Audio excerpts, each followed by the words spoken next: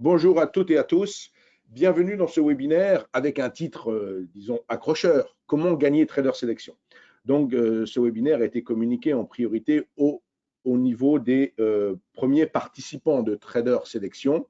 Donc, toutes les personnes qui sont normalement inscrites à Trader Sélection ont reçu une invitation pour ce webinaire. Ceci étant, il y a une communication large que j'ai faite également sur la page Facebook, sur le compte Twitter ou sur le site Univers Bourse pour annoncer ce webinaire. Donc, il est possible qu'il y ait même des personnes qui ne sont pas compétiteurs sur Trader Sélection qui soient dans ce webinaire. Cela ne pose pas de problème puisque même certaines choses qui vont être indiquées dans ce webinaire peuvent servir dans le trading de tous les jours quelque part. Donc, alors tout d'abord, Trader Sélection, qu'est-ce que c'est? C'est une compétition qui est destinée à sélectionner, comme son nom implicitement l'indique, à sélectionner un trader. Donc, on sélectionne, l'idée est de sélectionner un trader et le gagnant sera la personne, le trader qui aura, ou la tradeuse, qui aura effectué la meilleure performance quotidienne. Donc, ceci signifie que nous sommes aujourd'hui le 26 août. Le concours a débuté le 17 août et il dure jusqu'au 17 septembre. Quelqu'un qui ne ferait Trader Sélection qu'une seule journée, pourquoi pas le 17 septembre, et qui ferait la meilleure performance quotidienne ce jour-là, remporterait le concours. Donc, il faut bien comprendre que chaque jour, vous avez une nouvelle chance de gagner. C'est ainsi que ça a été conçu. C'est juste pour permettre à des personnes qui rentreraient de vacances fin août, début septembre, de se dire, tiens, il y a une compétition, zut, elle a démarré le 17 août, je ne peux pas commencer, je suis désavantagé. Là, non, pas du tout. Vous pouvez effectivement y participer sans difficulté. Donc, cette compétition a ses règles qui lui sont propres, hormis le fait que le vainqueur est désigné sur la meilleure performance quotidienne. Cette performance est exprimée en pourcentage. Donc, ça veut dire qu'elle est en pourcentage par rapport à ce que vous avez sur votre compte en début de journée.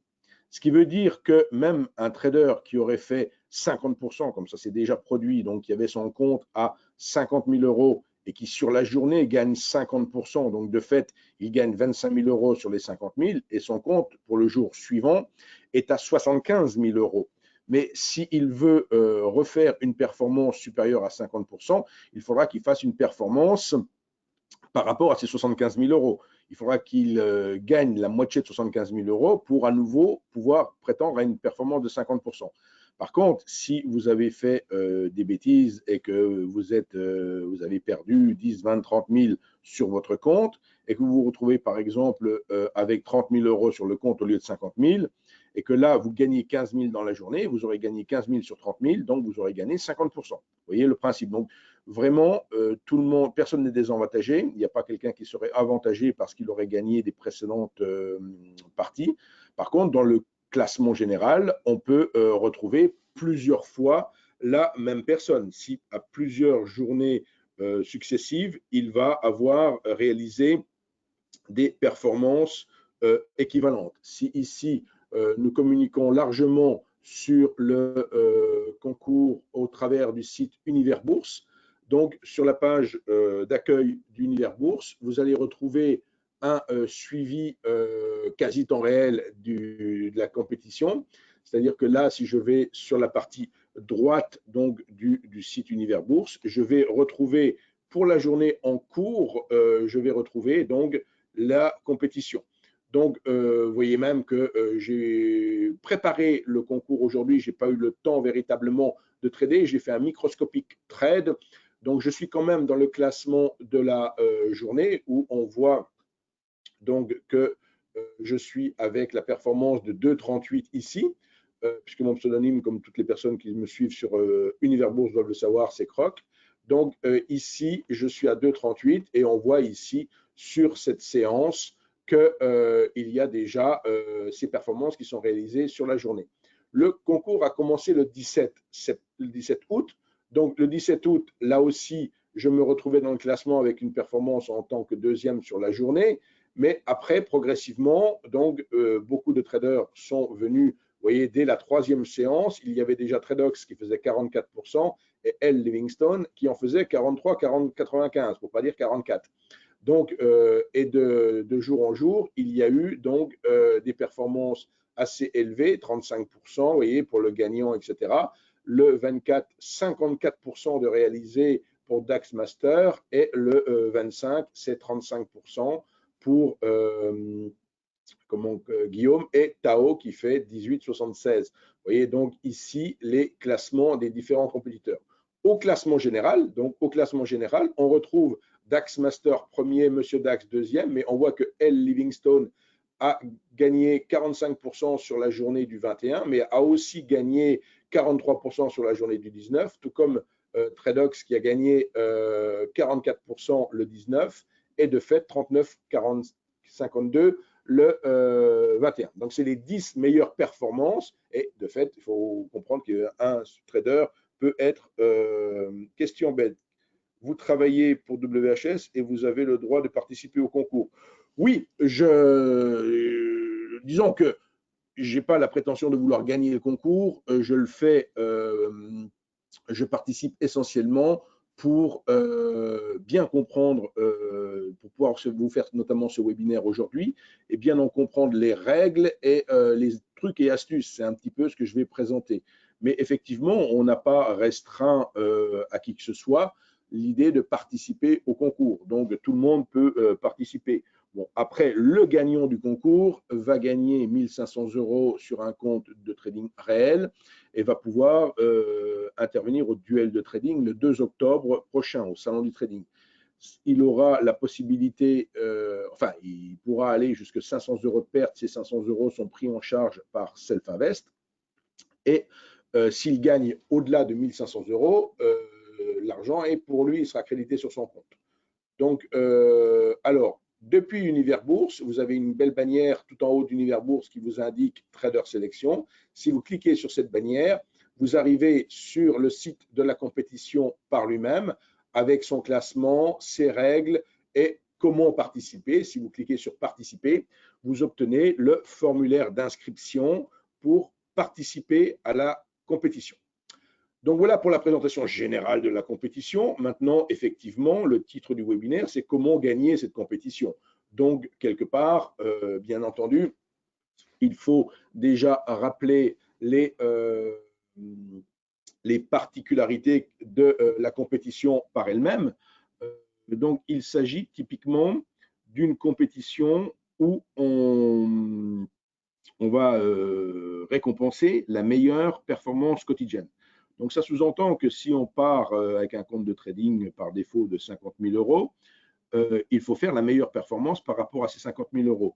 Dans le cadre de ce concours, il est bien évident que pour remporter le concours, il va falloir utiliser l'effet de levier maximum, déjà.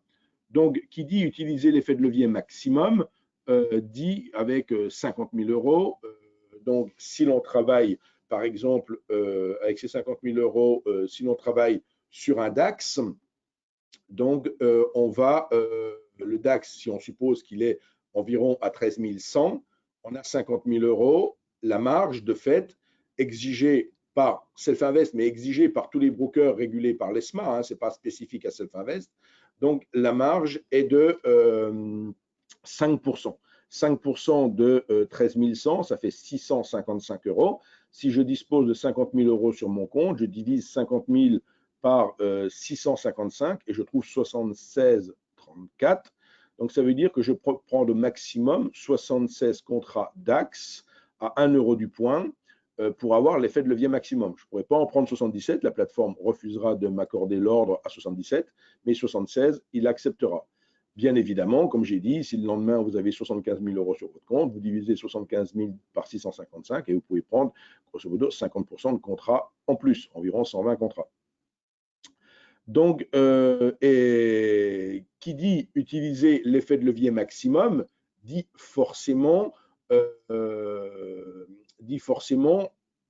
ne pas se tromper le moins possible dans sa prise de position. Donc, la première difficulté, c'est de savoir quoi trader et quand le trader surtout. Le quand étant tout aussi important que le quoi.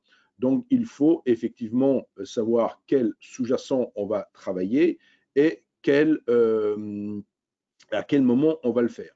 Donc, pour savoir quel sous-jacent on va travailler, je suis justement présent sur le concours depuis le 17, pas tous les jours, mais je regarde un petit peu ce qui se passe sur les marchés depuis le 17 août.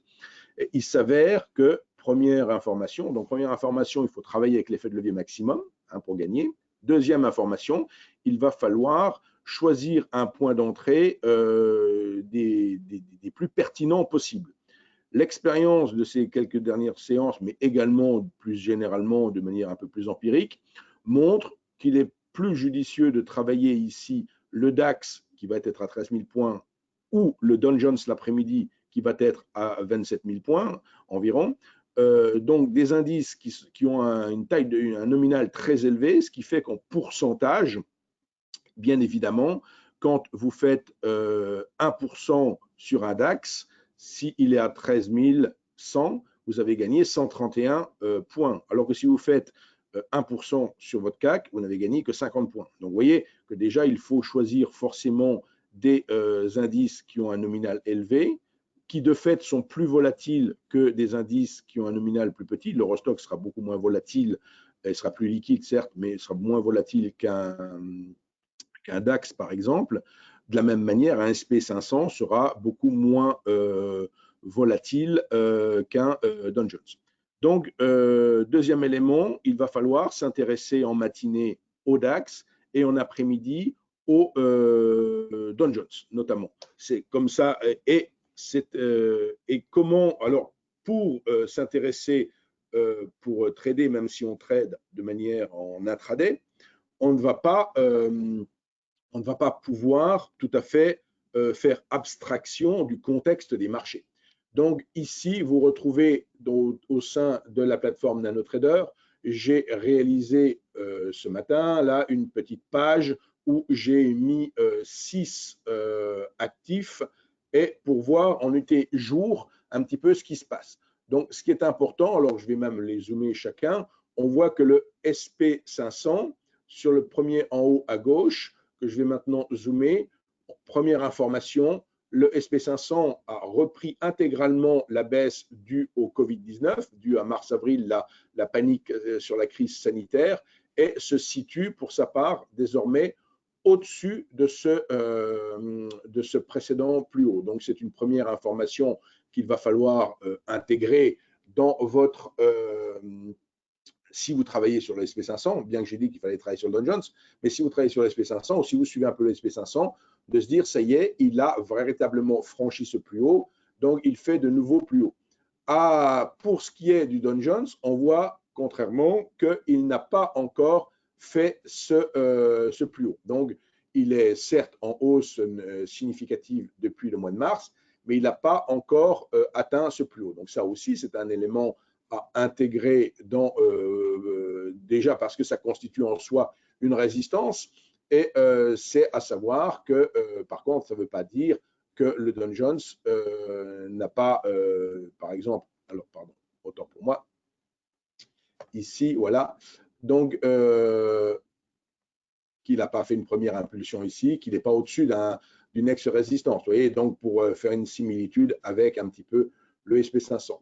Pour ce qui est du Nasdaq, on peut aussi travailler le Nasdaq. Le Nasdaq est est en hausse monstrueuse. Il a quasiment doublé, lui, pas tout à fait bien sûr, mais il a quasiment doublé depuis le mois de mars. Donc il est vraiment extrêmement en hausse. Pour ce qui est donc du CAC, le CAC est nettement en retard, notamment sur le DAX. On voit qu'il y a eu une grosse baisse sur il y a une grosse baisse sur le CAC, tout comme il y a eu une grosse baisse sur qui correspond toujours à la panique du Covid. Donc ici, là où je matérialiserai par exemple sur mon CAC ce gap qui est intervenu à la fois sur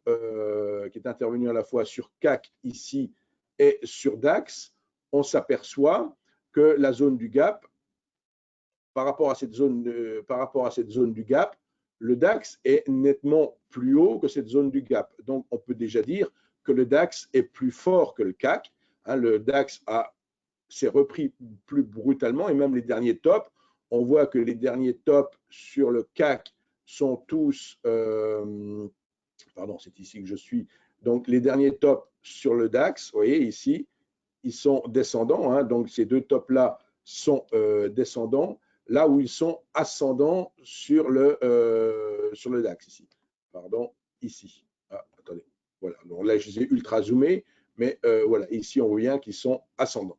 D'accord? Donc, premier élément à prendre en compte, le DAX serait plus fort que le CAC. On peut aussi s'intéresser à l'euro-dollar.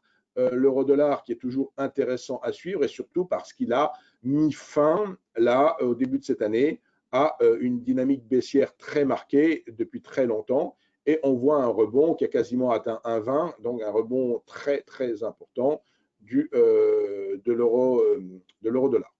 Donc, vous notez ce contexte de marché, vous l'intégrez. Bien sûr, il ne va pas changer tous les jours. Hein, donc,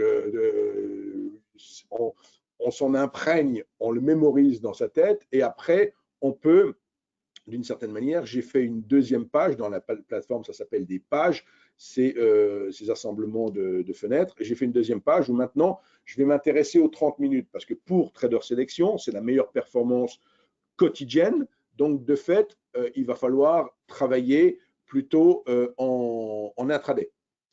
Il va plutôt falloir travailler en intraday. Et pour travailler en intraday, je vais choisir de déterminer un peu les niveaux clés avec mon 30 minutes.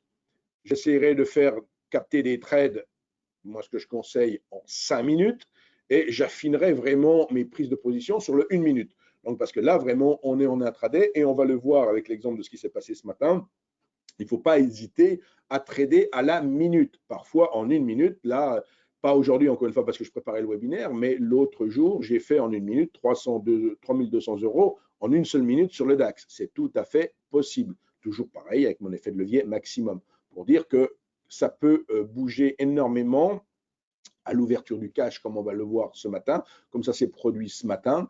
Donc, on peut effectivement réaliser de très grosses performances. Donc ici, on retrouve à la minute, aux 30 minutes, pardon, avec le 30 minutes, on retrouve un peu le contexte de l'euro-dollar et on s'aperçoit que pour ce qui est de l'euro-dollar, on est plutôt dans cette dynamique de former un triangle qui est centré sur l'axe médian d'un range horizontal. Donc, on n'est pas sorti du triangle. Ce n'est pas forcément là qu'on va faire les meilleurs trades actuellement sur l'euro-dollar, mais il faut, là aussi, quand on travaille l'euro-dollar, regarder un peu tout ce qui est le contexte des banques centrales. Donc, en juillet-août, les banques centrales ont plutôt tendance à être moins actives que le reste de l'année. Donc, voilà. À titre personnel, je ne travaille pas sur l'euro-dollar, mais je m'en sers quand même pour regarder un petit peu ce qui se passe. Donc, en 30 minutes sur l'indice SP500. Donc, j'ai dit les indices américains, je m'y intéresserai plutôt l'après-midi, mais il est quand même intéressant de suivre ce qui s'est passé, donc ces 2-3 dernières séances, et s'apercevoir qu'effectivement, il y a eu un arrêt quelque part là, donc de la dynamique haussière, il y a eu un arrêt sur cette zone-là. Cette zone-là a été franchie de manière très très brutale à l'aide de ce Marabutsu ici. Donc ça montrait bien que le marché a pris énormément de force pour franchir ce niveau, pour atteindre ensuite un niveau où il s'est arrêté. Et c'est ce niveau où l'on s'est quelque part arrêté ici qui va être intéressant à suivre désormais, puisque typiquement, on a identifié ici une résistance et de manière un peu plus serrée, on peut avoir un support. Voilà, donc on est dans une situation, je m'en servirai probablement, enfin, je vous conseille de vous en servir plus l'après-midi, de travailler les marchés américains véritablement quand ils sont ouverts, quand les sessions cash sont ouvertes, plutôt que de les travailler hors session cash et de vous intéresser au marché européen le matin. Donc ici, il y a une oscillation tranquille, paisible, qui se déroule et je verrai cet après-midi ce qui se passe sur mon SP500, sur mon Wall Street 30 qui correspond au Dow Jones, un CFD sur le Dow Jones. Là aussi, c'est intéressant de suivre un petit peu le comportement, les niveaux de support, de résistance. Notamment, ce qui m'a marqué ici, c'est que dans la petite panique baissière hier, il n'y a pas eu d'arrêt ici en 30 minutes. Il n'y a pas eu d'arrêt du tout. Donc, il y a une grande force baissière. Et pour l'instant, le petit rebond qui a été fait n'a pas rejoint cette zone et donc marque donc une zone que je vais certainement suivre bien cet après-midi. Donc, on voit là, j'ai cadré le terrain entre support et résistance. Pour ce qui est de l'indice Nasdaq, il est dans une dynamique haussière extrêmement forte. Ici, en 30 minutes, canal ascendant, un canal ascendant dans lequel on fait un axe médian et qu'on s'aperçoit que les prix évoluent quand même au-dessus de l'axe médian et plutôt sur la borne supérieure. Donc, on est vraiment, voire même au-dessus de la dernière résistance. Donc, dernier niveau de résistance marqué ici, avec de fait un débordement de ce niveau et des prix qui, pour l'instant, évoluent au-dessus de ce niveau. Donc, toujours pareil, une énorme force sur le Nasdaq. CAC 40, on avait dit que le CAC 40 était moins fort. Ça se confirme ici sur le graphique en 30 minutes, puisque le précédent top, enfin le top le plus récent, est nettement inférieur au précédent top, là où sur le DAX, le top qui vient de se produire est nettement supérieur au précédent top. Donc, on va dire ici en 30 minutes, je préférerais travailler sur un DAX, surtout que je me situe quasiment au-dessus de cette zone, cette résistance qui est très importante ici. Vous voyez, cette résistance que j'ai mis très épaisse ici est importante parce qu'elle a tendance à se constituer maintenant une zone de support ici, là où sur le CAC, on n'est pas du tout dans le même contexte et on est, bon, certes, on est sur, là aussi j'ai trouvé le niveau symbolique des 5000 points qui tente en tant que niveau psychologique à servir de support quand même. Les 5000 points, donc il n'y a pas besoin d'être grand clerc de notaire pour savoir que c'est un chiffre psychologique qui est susceptible d'être très important.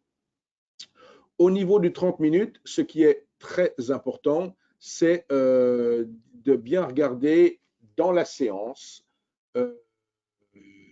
la forme des bougies et plus particulièrement de rechercher ce que Éric Lefort appellera des actions-réactions. Qu'est-ce qu'une action-réaction? Une action-réaction, c'est une grande bougie blanche suivie d'une grande bougie rouge ou l'inverse. Donc, on voit ici que l'action-réaction est plus marquée sur le DAX qu'elle ne peut l'être sur le CAC. Donc, sur le DAX, ici, en 30 minutes, on voit typiquement, maintenant, je vais restreindre un petit peu mon ellipse ici, voilà, pour bien vous identifier cette grande action-réaction qui marque manifestement pour la séance du jour, qui marque donc une zone de top, une zone de résistance majeure qu'il faut garder en mémoire pour aujourd'hui, bien évidemment. Depuis là, on est descendu sur l'ex-résistance. On tente de faire ce que l'on nomme une inversion de polarité, c'est-à-dire de transformer quelque part notre ex-résistance en support. C'est un peu le job qu'ils essayent de faire actuellement. Et voilà, c'est ce que le marché tente ici, tant bien que mal, de faire, c'est-à-dire de transformer cette zone d'ex-résistance sur les 13 060 en support. Donc, une fois qu'on a fait ce petit travail en UT 30 minutes, là, pour le coup, on a le terrain de jeu de la journée. Donc, c'est dans ce terrain de jeu de la journée qu'on va travailler. J'ai remarqué qu'il était, alors maintenant je vais, comme je vous l'ai indiqué, plutôt me concentrer sur le DAX 30 et uniquement lui pour faire des trades plutôt à partir de 9h. Et quand je dis à partir de 9h, c'est vraiment 9h00. Ça me l'a montré à plusieurs reprises depuis le début du concours. C'est vraiment à 9h00 que tout ça se passe. Alors forcément, j'ai déjà travaillé aujourd'hui un petit peu sur la séance en préparant ce webinaire. Premier travail à effectuer, ça va être pour vous d'identifier le range de la première heure du futur, donc entre 8h et 9h. Entre 8h et 9h, vous allez, alors je vais le refaire une fois pour bien vous montrer, vous allez donc identifier les extrêmes, donc tout au long de la formation du range de 8h à 9h, on va, donc là, je détermine. Alors, il y a même quelque chose qui est génial dans la plateforme. On ne va même pas se casser à faire ça. On va mettre un filtre de 8h à 9h, un filtre qui va nous montrer quelque part ce concept enfin, qui va nous montrer ce qu'on appelle dans notre petit jargon l'initial balance, donc qui va nous montrer cette initial balance. Donc, je paramètre mon filtre. Donc, je viens d'ajouter un filtre dans ma plateforme. Il se trouve normalement dans la rubrique filtre, c'est-à-dire ici. Je le paramètre ici, typiquement entre 8h et 9h. C'est juste pour, d'une manière très, très explicite, zoomer, identifier clairement. Alors, je me suis trompé, voilà, identifier clairement cette zone. OK. Donc ici, vous voyez ce surligné là, la zone 8h, 9h. Donc cette zone 8h, 9h, pour le coup, elle est maintenant filtrée tous les jours. Vous voyez, elle est filtrée tous les jours. Donc tous les jours, vous allez avoir votre filtre maintenant qui va vous identifier cette zone. Et vous allez vous contenter donc de quelque part bien la matérialiser. Ici, volontairement, vous voyez, je vais même là, je vais faire un autre petit zoom ici. Hein, je vais bien zoomer comme ceci, zoomer ce qui s'est passé. Je vais volontairement, toc toc, faire ceci, comme cela. Je vais revenir par là, je vais encore zoomer. Donc, je suis en train de zoomer la partie 8h, 9h. Donc, l'idée, effectivement, il ne faut pas faire la grasse matinée. Il faut plutôt, moi, ce matin, j'étais au bureau à 7h30. Donc, pour préparer gentiment notre webinaire et surtout, regarder ce qui se passait entre ces 8h et 9h. Donc, je ne traite pas de 8h à 9h. Enfin, je ne conseille pas de trader de 8h à 9h. Je conseille, de 8h à 9h, d'identifier ce qui se passe. Donc là, volontairement, je me positionne, pof, voilà. Là, il est, on va dire, il est 8h59. Il est 8h59 là. Tout au long de l'initial balance, donc de 8h à 9h, j'aurai identifié un petit peu ce qui se passe. Donc, on peut se servir un peu du passé pour le coup quand même. Hein. On peut se servir un peu du passé pour constater qu'on était dans une dynamique baissière. Et là, on a poursuivi la dynamique baissière d'hier, on l'a poursuivi aujourd'hui dans la première partie pour tout d'abord marquer un arrêt à ce niveau-là où je mets une ellipse, là, vous voyez. Donc, arrêt vers 8h15, donc arrêt, on rebondit. On rebondit, on cadre un peu ce rebond et on s'aperçoit que ce rebond, il est encadré par des trendlines divergentes. Donc, dans le cas précis d'aujourd'hui, on se dit, tiens, la volatilité va en augmentant. C'est-à-dire qu'entre 8h15 et 8h50, on a de plus en plus de volatilité, on s'énerve de plus en plus, chaque mouvement est plus important que le précédent. Et toutefois, à 8h45, on s'arrête quelque part, on s'arrête sur le même niveau. Alors, attendez, je ne voulais pas. Alors, je fais comme ceci, annuler, pardon, je rematérialise ici, voilà. À 8h45, 8h50, là, on s'arrête sur le même niveau qu'à 8h. Donc, on arrive sur le sommet de l'initial balance. Voilà, on arrive sur le sommet de l'initial balance, puisque le début de mon range, il est là où je suis en train de le dessiner. Donc, à 8h45, 8h50, on est sur la partie haute. Puis, comme par magie, à 8h59, on est au plus bas de l'initial balance. Donc, on est au plus bas de l'initial balance. Et là, typiquement, on sait l'initial balance est figé pour la journée et le range est ainsi défini. Et c'est la sortie de ce range qu'il peut être intéressant de travailler. Alors, il faut être extrêmement réactif parce que sur le DAX, il nous l'a fait depuis le 17 août, il l'a moins fait 3-4 fois, ce phénomène qu'il a fait ce matin. Donc, il va sortir du range. Et là, on voit la sortie de range qui est littéralement monstrueuse, hein, proportionnellement, vous voyez, toutes les autres bougies. Vous voyez, je suis en train d'essayer de vous montrer la bougie de 9 heures. La bougie de 9 heures, sur la seule et unique bougie de 9 heures, vous avez, là on a un petit outil qui est sympa dans la plateforme, qui est cette règle-là, qui permet de déterminer un petit peu la taille d'une bougie, quelque part. Voilà. Et là, on s'aperçoit qu'il y a 275 ticks. Donc, ça veut dire le tick étant un dixième de point. Donc, il y a 27 points, 27,5 points, 27, 28 points ici sur cette seule bougie. Donc, déjà, quelqu'un, vous voyez que ça ne servait à rien de travailler dans l'initial balance. Les bougies sont toutes petites. La volatilité, elle arrive vraiment à l'ouverture. Quelqu'un qui aurait pris un short à ce niveau-là et qui aurait certes pris son effet de levier maximum, mais qui aurait mis effectivement un stop raisonnable, parce que bien sûr, on peut être pris à contre-pied et on peut avoir une grosse perte, enfin avoir une perte. Donc le but n'est pas d'avoir une grosse perte, mais de calculer qu'il y aura une agitation de volatilité et peut-être prendre un stop quand même assez large sur ce moment-là. Donc il y a eu impulsion baissière. La deuxième bougie, donc la deuxième minute ici qui poursuit le mouvement. Vous voyez qu'en l'espace de 2 minutes, il y avait déjà énormément il y avait déjà une énorme baisse. Après, effectivement, quand on a un décalage comme ça, il faut aussi avoir déterminé les niveaux que l'on rejoint maintenant, le 13 010, à quoi il correspond dans les séances précédentes. Hein. Il faut aller chercher des repères sur les séances précédentes. Il faut avoir aussi préparé ces supports et ces résistances au-dessus du range de l'initial balance pour être en mesure d'identifier si on arrive sur un potentiel support et qu'il peut y avoir ou pas une réaction et un arrêt de la baisse.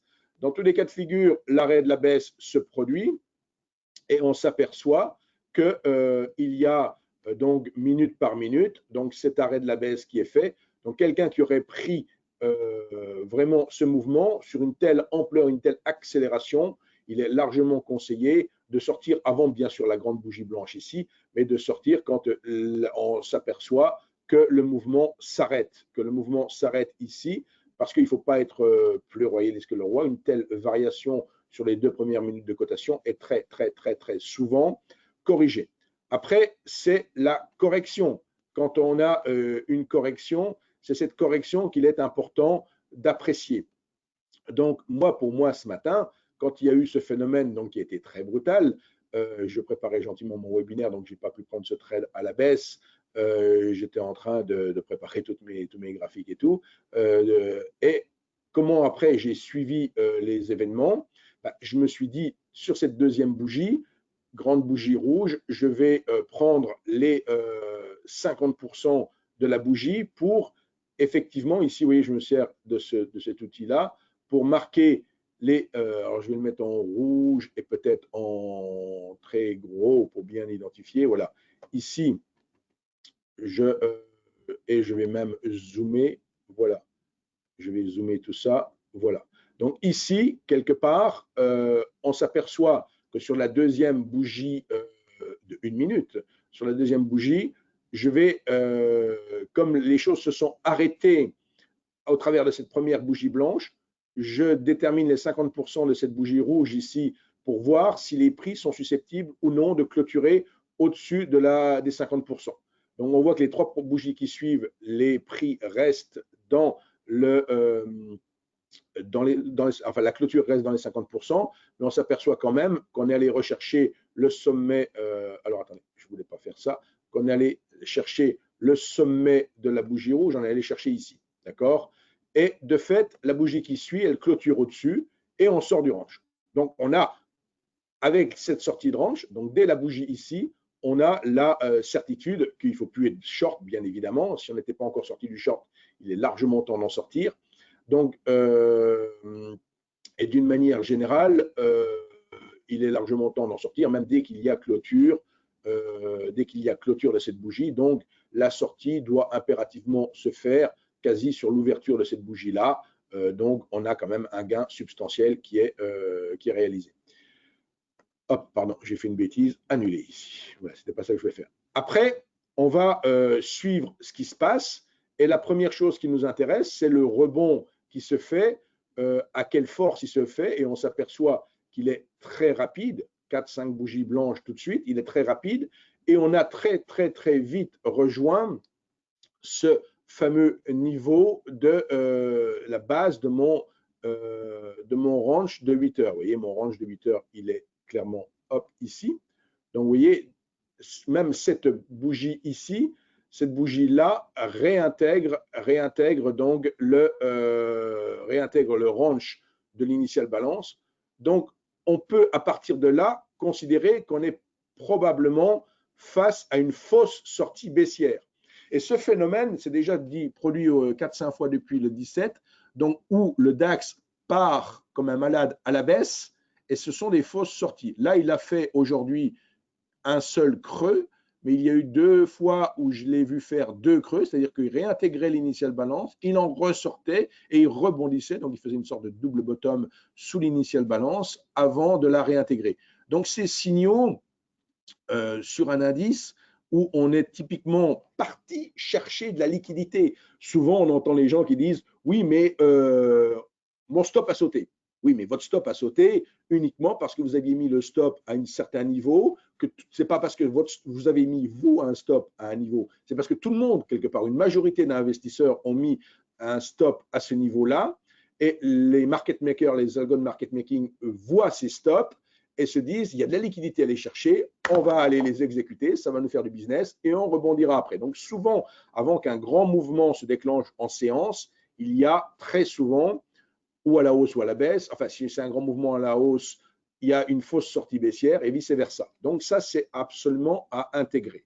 Donc une fois que tout ça se produit, on a de fait eu aujourd'hui, alors je vais juste ici, voilà, refermer. Donc, alors ici, hop, refaire un zoom.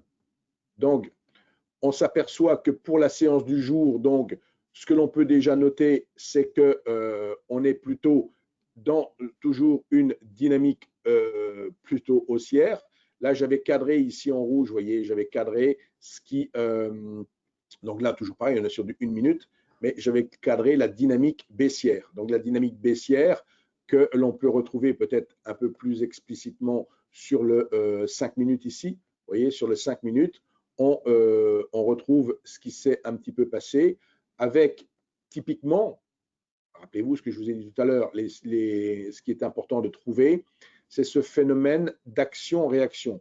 Alors, les plus importants, les plus significatifs, les plus importants sont ceux qui interviennent sur le 30 minutes. Mais ici, ce que je viens d'encadrer avec ce rectangle, vous voyez que c'est une énorme bougie rouge qui est suivie par une tout aussi énorme bougie blanche.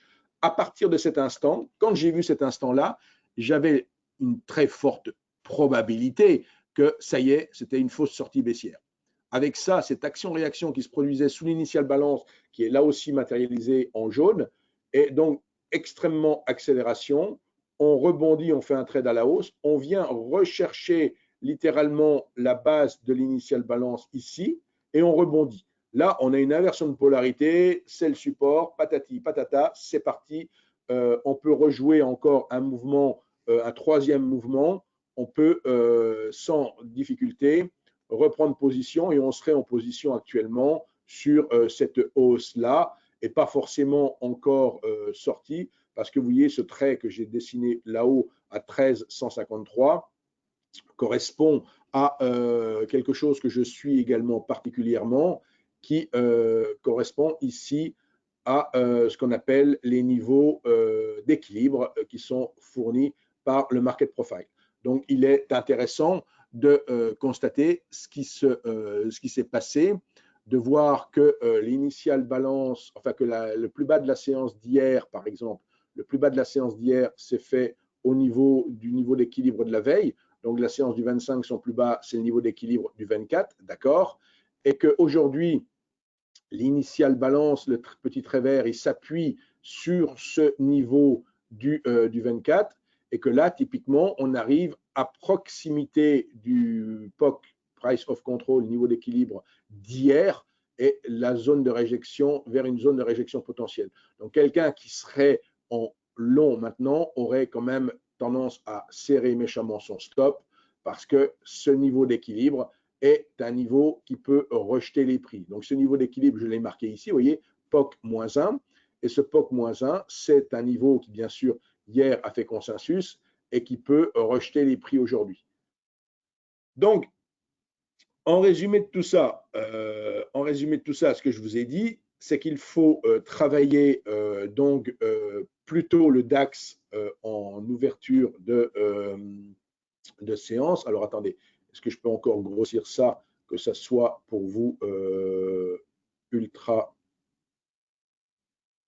Là, j'exagère peut-être un peu. 48. Alors attendez, 48, 72, je suis peut-être un peu fort. Non, peut-être pas. Alors, au moins c'est clair. Au moins c'est clair, je pense que voilà. Alors, ici, supposons qu'en cash, vous ayez 50 000 euros. Vous avez 50 000 euros en cash. Donc, je l'ai dit tout à l'heure, si vous travaillez un DAX qui est à 13 100, on exige de vous une marge de 655 euros. Et pour savoir combien vous avez droit de contrat, vous faites 50 000 divisé par 655 et vous trouvez 76,34. Donc, de fait, 0,34, ça n'existe pas, bien sûr, les contrats. Donc, il vous faudra travailler 76 contrats au maximum pour prendre position. Ça veut dire 76 euros du point. Donc, il y a tout intérêt à faire les choses avec de manière chirurgicale, d'avoir en tête son cadrage 30 minutes, de travailler sur son 5 minutes, mais d'affiner vraiment l'entrée en position sur le 1 minute. Donc, il fallait vraiment rentrer en position sur du 1 minute à la sortie de l'IB ce matin. Si vous aviez fait ça, il était tout à fait possible, puisque ça, le point bas s'est matérialisé sur plusieurs minutes, donc de gagner 47 points sur un premier trade à la baisse, ce qui représente 47 multiplié par 76, ce qui représente 3 572 euros. Le deuxième trade qui était possible de faire, c'était le rebond qui s'est produit sur la borne haute de l'initial balance, et donc de gagner cette fois-ci 76 euros.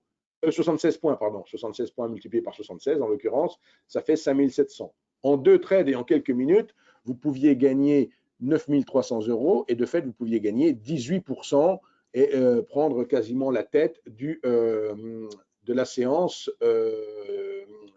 du concours de la séance. Puisque si on revient maintenant sur Trader Sélection actuellement, pour identifier où on en est, si on revient sur Trader Sélection maintenant, on va s'apercevoir que, alors le temps que ça se rafraîchisse, voilà, c'est même 10% pour l'instant la plus grosse performance. Vous voyez, 10%. Donc pour l'instant, les performances sont relativement, entre guillemets, modestes.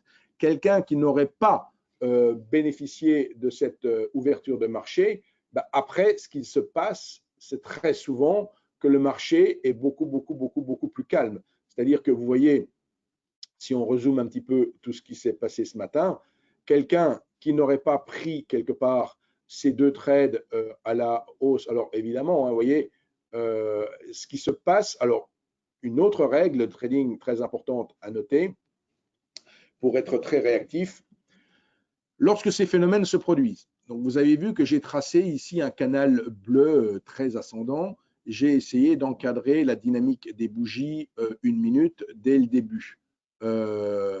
Pour surveiller quoi? Surveiller la manière dont les prix sortent du canal. Quand on a un canal ultra serré, comme c'est le cas maintenant, comme c'est le cas dans cette hausse qui a débuté à 9h05 ce matin, on sort donc on va en sortir de ce canal. D'ailleurs, si on cadre un canal très serré, il est bien évident qu'on va en sortir. C'est le sens de sortie qui sera déterminant. Si je sors comme c'est le cas ici à la baisse d'un canal haussier, ça veut dire que j'aurai un nouveau plus haut qui suivra. Si à l'inverse, j'ai une accélération du mouvement, c'est-à-dire une sortie haussière du canal haussier, c'est pour le coup un top de marché qui est susceptible de se mettre en place. Et bien sûr, la règle est exactement la même à l'inverse, à la baisse. Donc, c'est ultra important de bien comprendre ça. Et quelque part, ici, regardez, si je reprends juste, pourquoi pas en 5 minutes, pour que ça soit bien plus précis, regardez en l'occurrence cette action-réaction haussière sur mon 5 minutes. Où intervient-elle? Elle marque une accélération à la baisse dans un canal baissier et c'est bien le point bas du marché. Au passage, Là, on est en train littéralement de faire une sorte de pullback sur la sortie du canal haussier. Donc, on est repassé de l'autre côté et on est en train de faire un pullback. Alors, une fois que, si vous avez fait une performance, comme je le disais, aussi intéressante que ça, de près de 20% en un ou deux trades, il ne faut pas être encore plus royaliste que le roi. On est dans un concours. Il est plutôt judicieux de tenir la position et de se préparer pour l'après-midi. Et essayer de renouveler la même chose sur le Dow Jones. Vous voyez, ça ne sert à rien de vouloir surtrader parce que forcément, là, on va aller vers la mi-séance, vers la pause déjeuner, les choses seront plus calmes et d'une certaine manière, par contre, ça n'empêche pas d'être observateur et de se dire effectivement, on arrive sur le POC-1 ici, ce que je vous disais, sur le niveau d'équilibre de la séance d'hier, c'est le trait supérieur là que vous voyez. Donc, le graphique est très épuré, ça ne sert à rien de mettre 50 traits. Il y a un niveau qui était là pour servir de support. Il a été violemment cassé par l'action-réaction qui est intervenue à l'ouverture du marché cash. Et là, on rebondit de manière très violente sur le niveau d'équilibre d'hier, avec une probabilité très forte que tout en constatant qu'ici où on est actuellement, on est dans un phénomène, comme je venais de le dire à l'instant, de pullback, mais on peut très bien se trouver à évoluer une grande partie maintenant de la journée entre les 13 153 et pourquoi pas les 13 100, c'est-à-dire dans cette espèce de rectangle là ici, de triangle, pardon, puisqu'il y a un niveau horizontal et un niveau qui descend. Donc oui, après, les mouvements seront de beaucoup moins grande ampleur. Quelqu'un qui aurait bien travaillé ce matin aurait pris un short, un long, encore un short, encore un long, et on s'arrête là. Et là, c'est même plus 18%. Si vous faites les 4 trades, c'est 20, 30%, 30, 40% qui est fait. Et vous avez déjà accumulé quelque chose d'extrêmement appréciable. Vous voyez, donc, on est dans le contexte de ce concours.